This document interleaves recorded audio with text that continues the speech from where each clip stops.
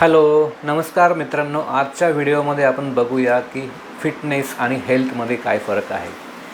माझा चांगला फिटनेस आहे म्हणून माझे आरोग्य चांगले आहे, हेल्थ चांगले आहे, हे समजणे फार चुकीचं किंवा धोक्याचं असू शकतं. ठीक आहे.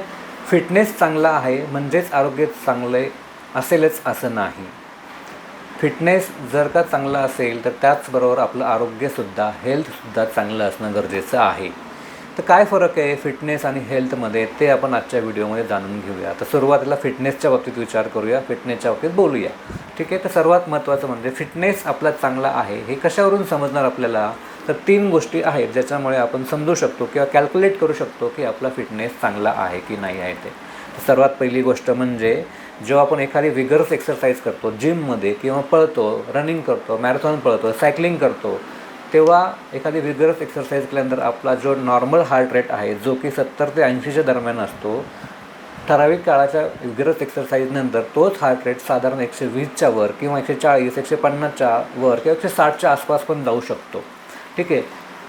असा वाढलेला हार्ट रेट विगरस एक्सरसाइजमुळे जेव्हा आपण विगरस एक्सरसाइज थांबवतो किंवा रेस्ट घेतो, तो हार्ट रेट कमीत कमी वेळेत नॉर्मल लेवलला यायला हवा, म्हणजे 70 ते 80च्या दरम्यान तो यायला हवा. जेवढा कमी वेळेत तो हार्ट रेट नॉर्मल होईल, 70 ते 80च्या दरम्यान येईल किंवा त्याच्यापेक्षा अजून कमी होईल, तर समजून जायचं की आपला फिटनेस चांगला आहे. ठीक आहे. जर का तो हार्ट रेट कमी होण्यास वेळ लागत असेल, जास्त प्रमाणापेक्षाही जास्त वेळ लागत असेल, तर समजून जा की कुठे ना कुठे आपल्या फिटनेसमध्ये प्रॉब्लेम आहे किंवा अडचण आहे, फिटनेस चांगला नाही आहे. हा झाला पहिला मेजरमेंट. दुसरा मेजरमेंट काय आहे आपलं फिटनेस चेक करण्यासाठी, जेव्हा आपण आराम करत असतो किंवा दुपारच्या वेळेस रेस्ट करत असतो किंवा रात्री झोपेत रेस्ट मिळत असते आपल्याला, किंवा रात्री झोपेत आपला हार्ट रेट प्रमाणापेक्षाही कमी असणे, साधारण नेहमीच कमी असणे. काही काही ॲथलेट्स जे आहेत, जे मॅरेथॉन पळतात, सायकलिंग करतात किंवा टेनिस खेळतात, क्रिकेट खेळतात, कुठलाही एखादा गेम खेळतात, त्या जे ॲथलीट्स असतात त्यांचे हार्ट रेट्स नेहमी लेस दॅन 60, अराउंड 40, 45, 50च्या आसपास असतात जे ॲथलेट्स असतात त्यांचा. म्हणजेच काय की रेस्टिंगला म्हणजे आरामदायक स्थितीमध्ये आपला हार्ट रेट कमीत कमी असणे. जेवढा हार्ट रेट कमी असेल तेवढा आपला फिटनेस चांगला आहे. जर का झोपेमध्ये सुद्धा आपला हार्ट रेट 90च्या वर, 80च्या वर किंवा 100च्या आसपास राहत असेल, तर समजून जायचं की आपला फिटनेस चांगला नाही आहे. हा झाला दुसरा मेजरमेंट. तिसरा मेजरमेंट काय आहे फिटनेस आपला चांगला आहे की नाही आहे. जर आपण एखादी एक्सरसाइज करण्यास सुरुवात केली तर किती वेळ आपण ती एक्सरसाइज करू शकतो न थकता.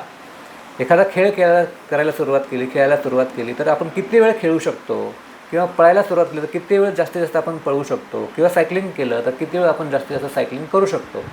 जितका वेळ आपण एखादा खेळ खेळू शकतो, जास्त वेळ एक्सरसाइज करू शकतो, सायकलिंग करू शकतो किंवा रनिंग करू शकतो, जेवढा जास्त वेळ तेवढा आपला फिटनेस चांगला आहे. सायकलिंग सुरू केलं, रनिंग सुरू केलं की हार्डली, किंवा एक्सरसाइज सुरू केली की हार्डली जर का आपण 10-15 मिनटांमध्ये थकत असाल, तर समजून जायचं की फिटनेस आपला चांगला नाही आहे. ठीक आहे. म्हणजे कमीत कमी वेळेत थकायला होणे, कुठली एक्सरसाइज करताना लवकरात लवकर किंवा कमीत कमी वेळेत थकायला होणे किंवा थकत असतो आपण, तर समजून जायचं की आपला फिटनेस चांगला नाही आहे. या 3 गोष्टींमुळे आपण आपला फिटनेस चेक करू शकतो. आता आपण बोलूया हेल्थच्या बाबतीत, आरोग्याच्या बाबतीत. आता आरोग्य म्हणजे काय. वर्ल्ड हेल्थ ऑर्गनायझेशनने आरोग्याची व्याख्या केलेली आहे.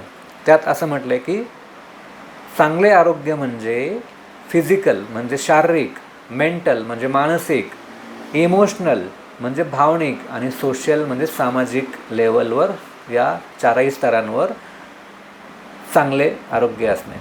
म्हणजे काय, चांगले आरोग्य असण्यासाठी ह्या 4 गोष्टी गरजेच्या आहे. कुठल्या मानसिक स्तर, शारीरिक स्तर, भावनिक स्तर आणि चौथा म्हणजे सोशल सामाजिक स्तर. या 4ही स्तरांवर चांगले आपले रिलेशन असणे किंवा हेल्थ आरोग्य चांगले असणे डिपेंड करतं आपलं आरोग्य चांगलं आहे की नाही आहे. त्यात परत अजून एक शब्द त्याने ॲड केला आहे, फक्त आजार नसणे म्हणजे चांगले आरोग्य आहे असा अर्थ होत नाही. जनरली आपण असं म्हणतो की मला कुठलाच आजार नाही आहे, ना डायबिटीस आहे, ना ब्लड प्रेशर आहे, ना अजून कुठला त्रास आहे, तर माझं आरोग्य चांगलं आहे. तर तसं नाही. आरोग्याच्या बाबतीत त्यांनी म्हटलं आहे की आपला वेलबिंग शारीरिक, मानसिक, इमोशनल आणि सोशल लेवलला चांगलं वेलबिंग असणं गरजेचं आहे. तर हेल्थ आपल्याला मग कसं देणार? फक्त एक्सरसाइज केल्याने आपल्याला फिटनेस मिळू शकेल, पण एक्सरसाइज केल्याने आपले हेल्थ किंवा आरोग्य चांगले राहीलच असे नाही. तर कशामुळे मग आपलं आरोग्य चांगलं राहील? तर योगमुळे. तर योग हे असं प्रभावी यंत्र आहे ज्याच्यामुळे आपण आपलं फिटनेसबरोबर आरोग्यसुद्धा चांगलं ठेवू शकतो. तर कसं काय काय करतो आपण योगामध्ये? सर्वात महत्त्वाचं म्हणजे सूर्यनमस्कार करतो, चंद्रनमस्कार करतो किंवा वेगवेगळे आसन करतो. हे चंद्रनमस्कार, सूर्यनमस्कार किंवा आसनं हे शारीरिक स्तरावरचं आरोग्य चांगलं ठेवण्यासाठी मदत करतात आपल्याला. ठीक आहे. आता मानसिक स्तर येतो. मानसिक स्तरावरचं आरोग्य चांगलं ठेवण्यासाठी सर्वात उत्तम जर का कुठली योगिक क्रिया असेल तर ती म्हणजे प्राणायाम. प्राणायाम म्हणजे काय? श्वासावरील नियंत्रण. श्वास आणि मन एकमेकांशी जुडलेलं आहे. खूप जवळचा संबंध आहे श्वासाचा आणि मनाचा. ठीक आहे. याला एक खूप छान श्लोक हठयोगामध्ये सांगितलेला आहे. तो म्हणजे चले वाते चले चित्तम निश्चले निश्चलम भवेत योगी स्थाणुत्व मापनोती ततो वायू निरोधयेत. याचा अर्थ असा होतो, चले वाते, वात म्हणजे वारा. वारा ज्याप्रमाणे सैरावर इकडं तिकडं पळत असतं, धावत असतो, त्याचप्रमाणे आपलं मनसुद्धा चंचल आहे वाऱ्याप्रमाणे. ते सुद्धा मन आपलं इकडे इकडे धावत असतं. आणि जेव्हाही योगी स्थाणुत्व मापनोती, जेव्हा योगी किंवा योग करणारी व्यक्ती जेव्हा या वाऱ्याला किंवा आपल्या शरीरात चालणारा जो वारा आहे तो म्हणजे श्वास, या श्वासाला जेव्हा कंट्रोल करेल तेव्हा आपल्या मनालाही तो कंट्रोल करेल. म्हणजेच काय की जर का आपण आपल्या श्वासाला श्वासाला कंट्रोल केलं, नियंत्रित केलं तर आपलं मनही आपण नियंत्रित करू शकतो, जे की चंचल आहे. म्हणजेच काय, प्राणायाम केल्याने आपला मानसिक स्तरावरील जे आरोग्य आहे ते चांगले राहू शकते. म्हणून प्राणायामामुळे हे मानसिक स्तर सुधारतो किंवा मन शांत व्हायला लागते आणि मानसिक आरोग्य चांगले राहते. त्यानंतर तिसरं जो स्तर आहे तो म्हणजे इमोशनल, भावनिक स्तर. आता भावनिक स्तराला आरोग्य कसं चांगलं ठेवणार? तर सिम्पल आहे. योगामध्ये आपल्याला मेडिटेशन सांगितलं, ध्यान सांगितलं आहे. ध्यान केल्याने भावनिक स्तर आपला चांगला होतो, भावनिकदृष्ट्या आपण सुदृढ होतो, स्ट्रॉंग होतो. आपले जे इमोशन्स आहेत त्यांना आपण कंट्रोल करू शकतो ध्यानाने, मेडिटेशनने. तो भावनिक स्तर पण व्यवस्थित होतो आहे आपला मेडिटेशनमुळे. आता चौथा राहिला तो स्तर म्हणजे सोशल स्तर, सामाजिक स्तर. आता सामाजिक स्तरावर आपण योगाने कसं काय आरोग्य चांगलं ठेवू शकतो? तर अष्टांग योगमध्ये सर्वात पहिलं जे अंग आहे योगाचं, अष्टांग योगाचं, ते म्हणजे यम. या यममध्ये 5 गोष्टी सांगितल्या आहेत. तर कुठल्या कुठल्या? अहिंसा, सत्य, अस्तेय, ब्रह्मचर्य आणि अपरिग्रह. या 5ही गोष्टींमुळे आपण आपलं सामाजिक आरोग्य चांगलं ठेवू शकतो. ठीक आहे. आता ह्या यम म्हणजे जे 5 गोष्टी सांगितल्या आहे या पहिल्या अंगामध्ये अष्टांग योगाच्या, त्याचे जे डिटेल आपण नेक्स्ट व्हिडिओमध्ये बघूया. पण या यममुळे जसे की अहिंसा, सत्य, अस्तेय, ब्रह्मचर्य आणि अपरिग्रह, ह्यामुळे आपण आपलं सामाजिक आरोग्य चांगलं ठेवू शकतो.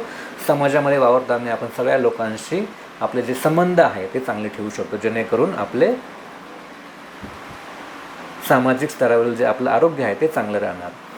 फिजिकल, शारीरिक, मानसिक, भावनिक आणि सामाजिक स्तरावरील जर का एकदा आरोग्य चांगले झाले की मग आपलं एकूणच आरोग्य चांगलं राहतं आणि आपण वेगवेगळ्या आजारांपासून स्वतःला वाचवू शकतो, वेगवेगळ्या आजारांना दूर ठेवू शकतो आणि आपलं आरोग्य हे चांगलं ठेवू शकतो. म्हणून नेहमी लक्षात ठेवा की फिटनेसबरोबर आपलं आरोग्य नेहमी जर का चांगलं ठेवायचं असेल तर योग हा एक उत्तम मार्ग आहे. आपण बऱ्याच वेळेस बघितलं आहे, खूप मोठमोठे सायकलिस्ट आहे किंवा मॅरेथॉन रनर आहे, ॲथलेट्स आहे, त्यांचं फिटनेस चांगलं आहे. पण अनफॉर्च्युनेटली पळताना किंवा सायकल करताना काही खेळाडूसुद्धा, मोठमोठे खेळाडूसुद्धा कार्डियक अरेस्टने त्यांची अनफॉर्च्युनेटली दुर्दैवाने मृत्यू झालेला आहे. तर हे फार चुकीचे समज आहे की जर का आपला फिटनेस चांगला असेल तर आपलं आरोग्यही चांगलं असेल. फिटनेस आणि आरोग्य जर का चांगले ठेवायचं असेल तर योग इतका उत्तम मार्ग कोणताही नाही. तर जरूर योग करा आणि आपला फिटनेसबरोबर आरोग्यही चांगले ठेवा.